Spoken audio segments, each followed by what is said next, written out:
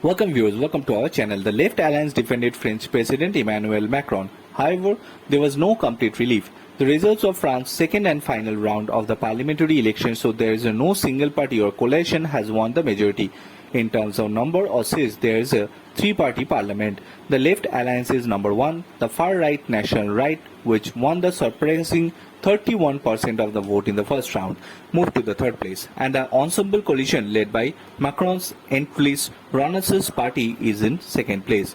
Gabriel Attal, the leader of Macron's moderate coalition, announced his resignation as prime minister as soon the results were announced. However, he said he will serve the prime minister of the caretaker government until the new prime minister is elected.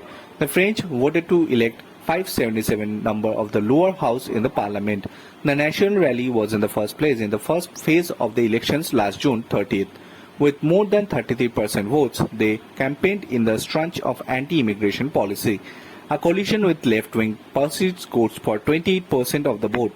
On the other hand, the Ensemble coalition led by President Macron and current French Prime Minister Gabriel Attal fell to the third place with 21% of the vote. The new population-formed coalition of leftist parties is set to win 184 to 198 seats in the 577-seat French parliament.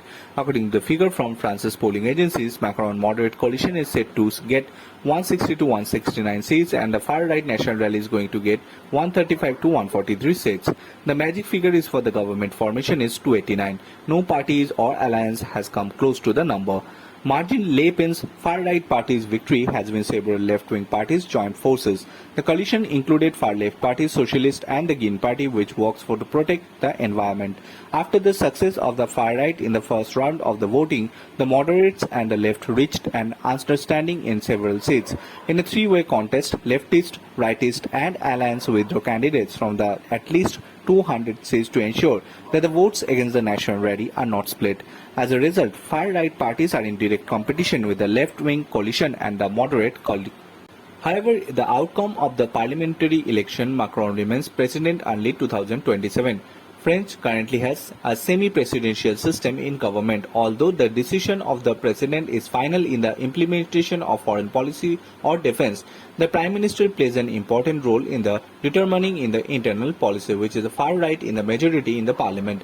There is a possibility that the differences between the president and the prime minister on many important issues will become public. In France, the upper and lower house of the parliament were held by separate parties three times. The last one was between 1997 to 2022. If the lower house is occupied by the opposition party, the position of the president is vacant. The lower house takes the final decision on any legislation. Macron decided to bring forward a national election after the party's defeat to the National Rally in the European Union vote earlier this month. In the eyes of many, this move was like a gamble. A large part of the electorate is angry about the inflation and various economic crises under the Macron.